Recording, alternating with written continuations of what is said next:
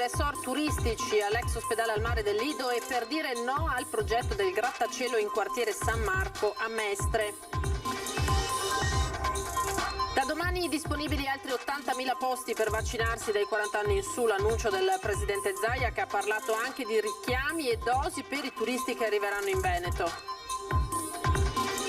Presentata questa mattina la nuova direzione strategica dell'ULSS 4 Veneto Orientale, una squadra scelta per la competenza e le caratteristiche personali, ha detto il direttore generale Filippi. Una bimba polacca di 2 anni e mezzo è uscita in piena notte dall'albergo dove alloggiava con i genitori, ma è stata trovata dai carabinieri che l'hanno salvata mentre vagava per le calli di Venezia. La scuola materna Vecellio di Mestre chiusa per sanificazione dopo l'intrusione dei vandali nella notte, bambini costretti a rimanere a casa, colpi in altre scuole.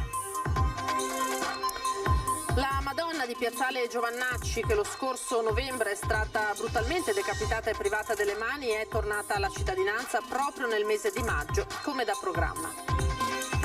Al Palasport Taliercio le veneziane Oro Granata hanno battuto le storiche rivali di Schio con il punteggio finale di 72-58, un trionfo tricolore atteso da 75 anni.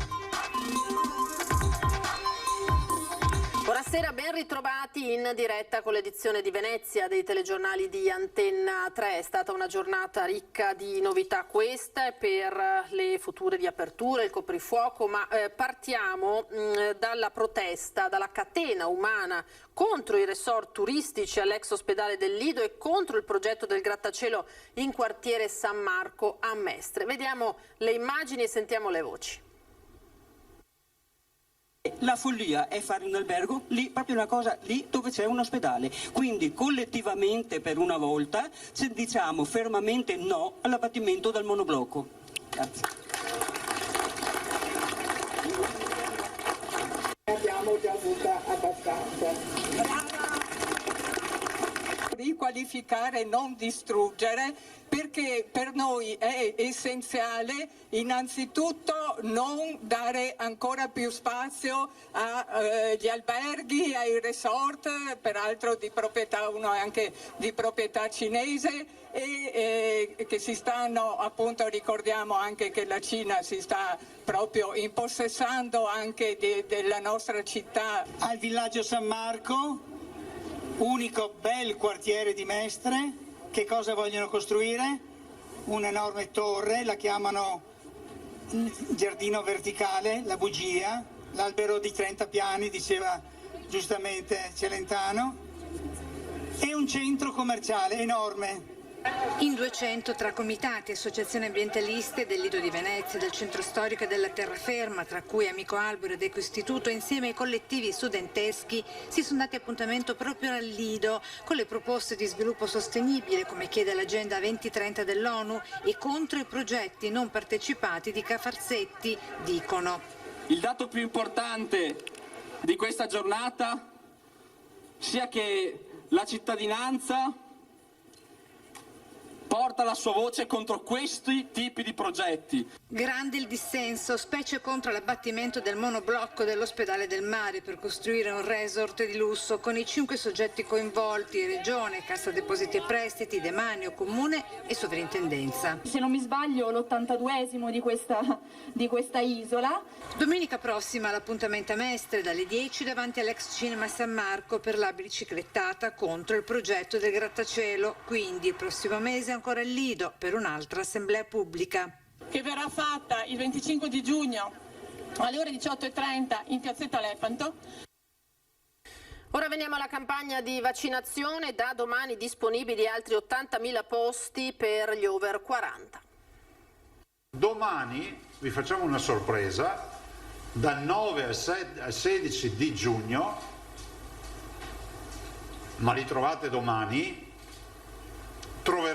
avremo 80.000 posti nuovi Ulteriori posti disponibili per i cittadini dai 40 anni in su che non sono ancora riusciti a prenotare la vaccinazione, senza distinzione di classe d'età, che vanno ad aggiungersi ai 2.000 ancora a disposizione in queste ore.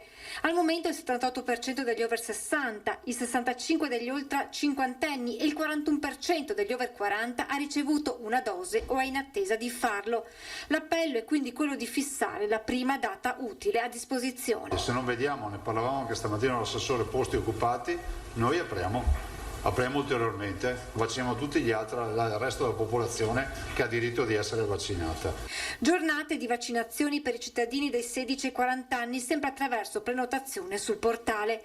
Intanto la Regione sta affrontando parallelamente un'altra questione in vista dell'estate. L'assessore sta tentando di chiudere anche il tema, dei GREST, i centri estivi, di vaccinare gli operatori.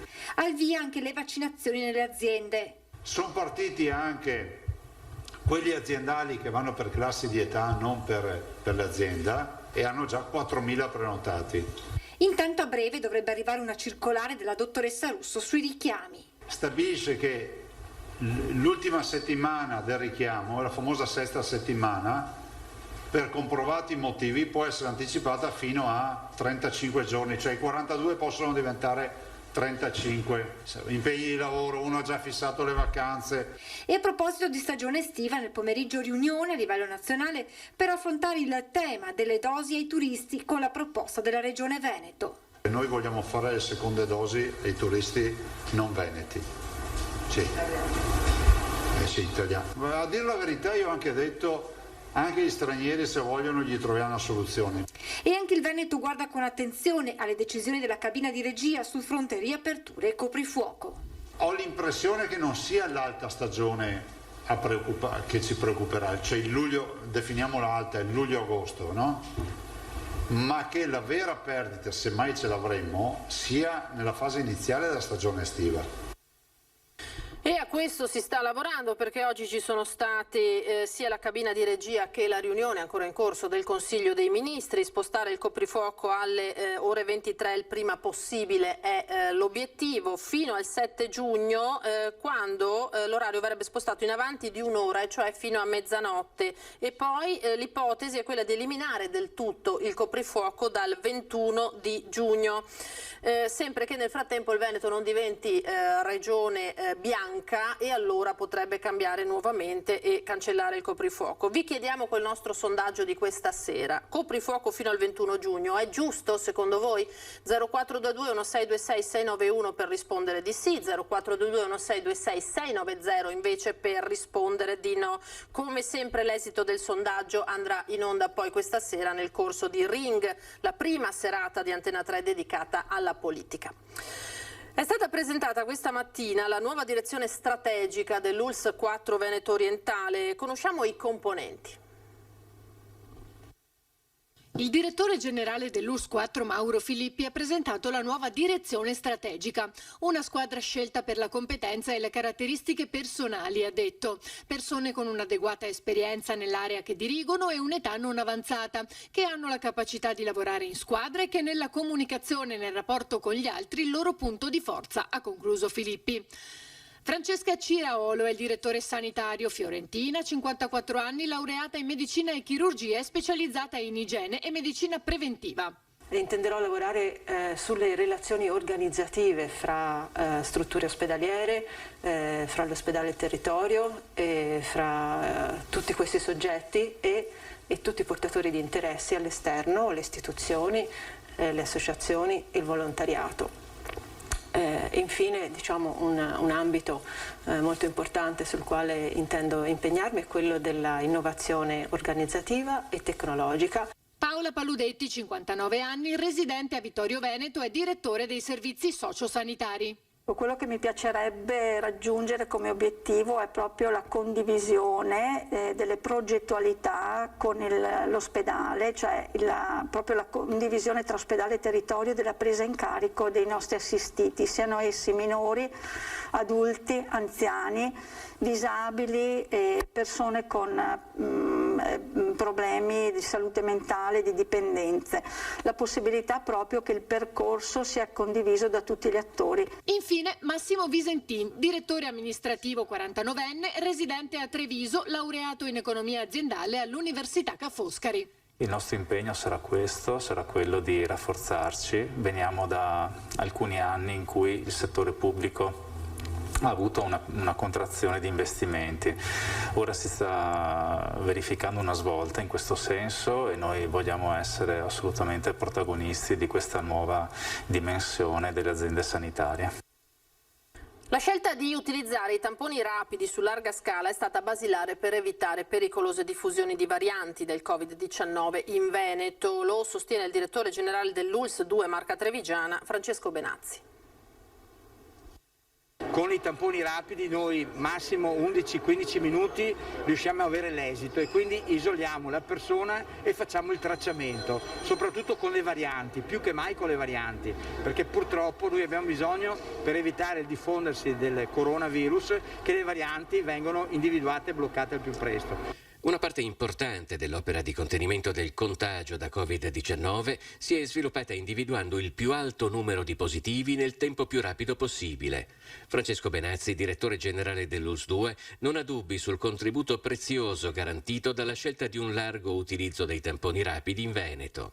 Nelle scuole hanno aiutato, non a caso oggi abbiamo gli indicatori che vanno in giù, quindi praticamente pochi contagi, poche persone che entrano, ormai quasi nessuno che entra in ospedale col Covid, questo è grazie a questo isolamento fatto con tamponi rapidi. Per le loro specifiche caratteristiche, le scuole rappresentano uno di quegli ambiti delicati in cui la rapida intercettazione dei positivi ha permesso e permette di evitare la formazione e l'espansione di pericolosi focolai. Naturalmente non sono l'unico ambito. I tamponi rapidi, lo sappiamo tutti, funzionano meglio per questo motivo. Gli altri abbiamo bisogno di 36-48 ore, un tempo troppo lungo per ovviamente fermare una diffusione che con la variante inglese anche nella nostra provincia sarebbe velocissima. Un anno di Covid tra preoccupazione, speranza e la crescita di nuove idee per le aziende. La vicepresidente di Confindustria Venezia si racconta. Un anno veramente strano, partito malissimo con delle previsioni catastrofiche che poi si è rivelato essere un ribaltamento del mercato, perché si sono fermati i cantieri ma si è comunque aperto il mondo del fai da te. Chi parla è Gigliola Arrighini, imprenditrice di Portogruaro ma soprattutto vicepresidente di Confindustria Venezia Rovigo con delega all'internazionalizzazione.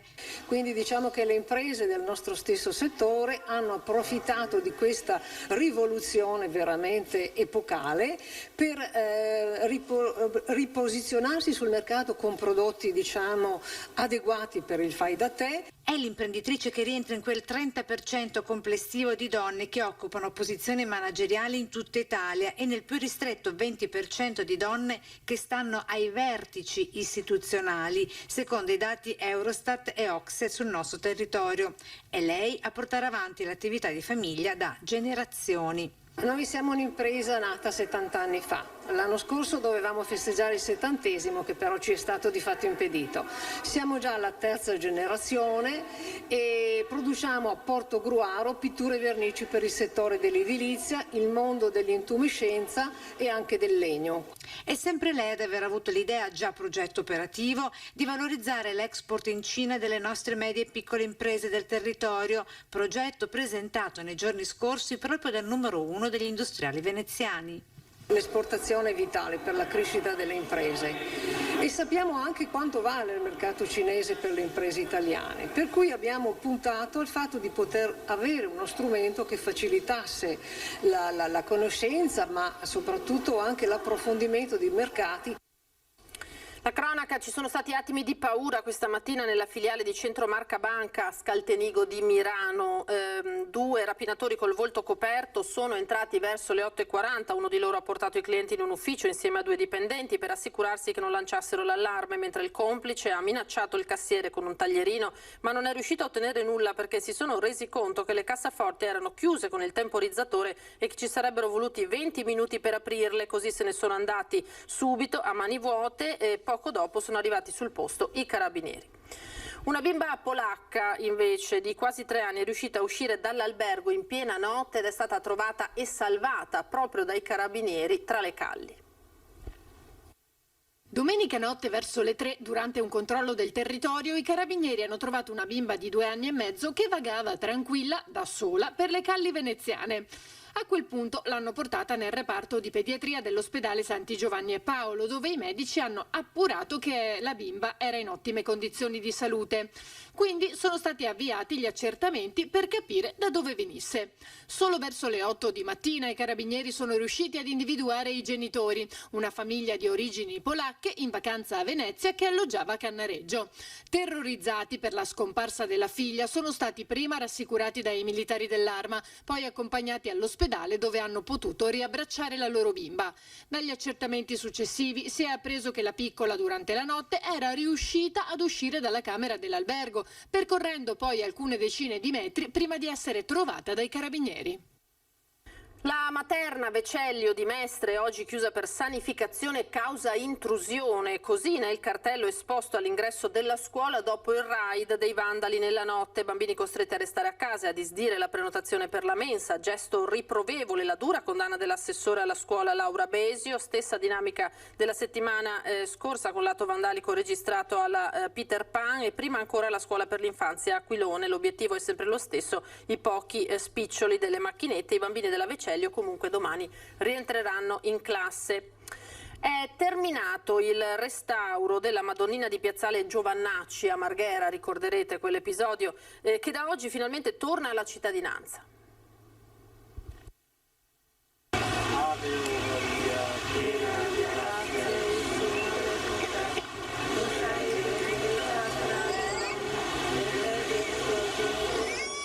La Madonna di Piazzale Giovannacci a Marghera, che lo scorso novembre è stata brutalmente decapitata e privata delle mani, è tornata splendente alla cittadinanza proprio nel mese di maggio come da programma. Torna al suo posto il simbolo, uno dei simboli di Marghera, e torna al suo posto anche la serenità di chi passeggiando per questa zona della città butta un occhio alla Madonna, chi vuole una preghiera, ma sa che c'è la sua presenza a significare insomma la storia, una presenza importante. Quindi è un momento bello di festa e in cui tutte le istituzioni religiose e civili celebrano il ritorno della statua. Quindi la ferita è stata un po' ricucita, resta ovviamente il male fatto da quella persona che speriamo insomma non si debba più ripetere, ma la Madonna è qui, è a testimoniare che insomma spesso il bene vince sul male anche in questo caso.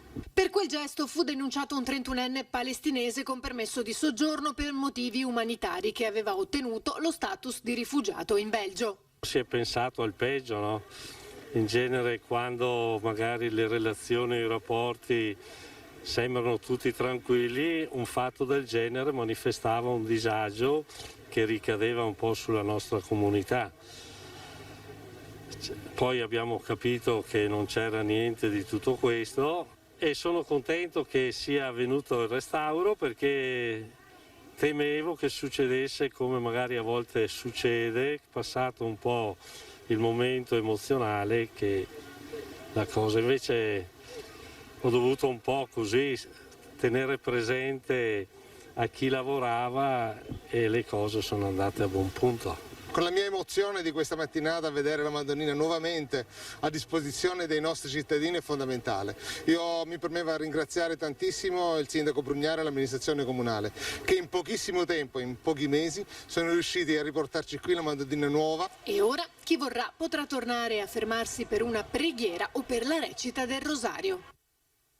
Ora lo sport, il basket, perché nella bella al Palasport Taliercio di Mestre le veneziane Oro Granata hanno battuto le rivali di Schio e hanno conquistato il tricolore. Questa Umanair femminile è un sogno conquista dopo 75 anni di digiuno e lunga attesa. Lo scudetto della pallacanestro rosa italiana. Sotto gli occhi di Patron Brugnaro, anche sindaco della città, i ragazzi di Coach Ticchi hanno sfoderato una prova magistrale e di grande personalità. battendo Schio con il punteggio finale di 72-58. Ragazze, sono state super, avete visto, e credo che questa serie sia stata una bellissima serie. Noi abbiamo dimostrato che anche nel basket femminile si può fare una pallacanestro di intensità, di velocità, non solo una pallacanestro di statica. Io credo che possa essere un passo per il futuro per tutti, e io sono veramente felice di aver dato questo scudetto alla società. Nella partita senza più appello in gara 5 per la Sport Tagliarci di Mestre, le lirine non hanno fallito l'obiettivo, scorrendosi di dosso una volta per tutte la fastidiosa etichetta di belle ma non vincenti, al termine di una serie di finale bellissima, un derby veneto che è stato uno spot per tutta la pallacanestro italiana. Francesca Pan, oro granata, è stata premiata miglior giocatrice della finale. E alla fine lacrime di gioia. Prima di tutto felice, sono contentissima e lo volevo vincere davvero tanto, volevo vincerlo per la squadra, per la società che ha investito tanto su di noi e anche per il pubblico che è venuto oggi. Abbiamo un pubblico veramente speciale. Sono riuscita a vincerlo di fronte a mia sorella, mia mamma e mio papà, e questo scudetto va a loro e a mio fratello che purtroppo non è potuto venire perché per la questione di lavoro, però va anche a lui. Tanti temi e tanti ospiti questa sera al Ring dalle 21:15 in diretta su Antenna 3. Allora i primi saranno Nicola Pellicani del PD, Alessandro Berton di Union Mare, Roberto Ciambetti della Lega e Alda Vanzan, giornalista del Gazzettino. Dalle 22 si aggiungerà Giannino Venerandi, imprenditore Silb Veneto. Dalle 22:20 si parlerà di Sposalizio del Mare a Venezia con Giovanni Giusto e Filippo Fois, il nostro collega della redazione di Venezia di Media Nord-Est. Alle 22:40 parliamo di Mose invece con Giovanni Salmistrari, presidente ANCE Venezia, e Ilaria Marchiori, l'altra collega appunto di Venezia di Media Nord-Est. È tutto per questa edizione, grazie per averci seguito, vi lascio alle previsioni del tempo per domani, arrivederci.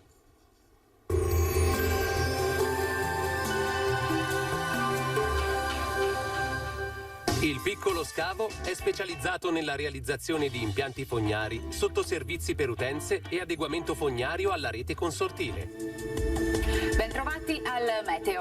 Prosegue il flusso di correnti occidentali, responsabile di una certa variabilità. I prossimi giorni saranno ancora tra sole e veloci impulsi temporaleschi. Il dettaglio di martedì 18 maggio. Sul Veneto fino al mattino avremo un ampio soleggiamento, cielo sereno o poco nuvoloso. Dal pomeriggio nuvolosità in aumento fino a cielo anche coperto a tratti. Avremo occasionali piogge sui rilievi, localmente fin verso le aree di pianura. In serata rovesci più diffusi. Venti tesi da direzioni variabili, temperature con contenute variazioni, minime tra 8 e 12 gradi, valori massimi oscillanti invece tra i 19 e i 24 gradi all'incirca. Ci spostiamo ora sul Friuli Venezia Giulia, inizialmente tanto sole, con il passare delle ore acquazzoni sui monti, a seguire anche altrove. Temperature minime tra 8 e 12 gradi, valori massimi compresi invece tra i 20 e i 22 gradi. Infine ci spostiamo sul Trentino Alto Adige, anche qui sarà soleggiato ovunque, dal pomeriggio e verso sera diffusa instabilità. Temperature minime intorno ai 6-8 gradi, massime sui 23-24 gradi all'incirca. Dal meteo di Antenna 3 per ora è tutto, grazie per l'attenzione, arrivederci.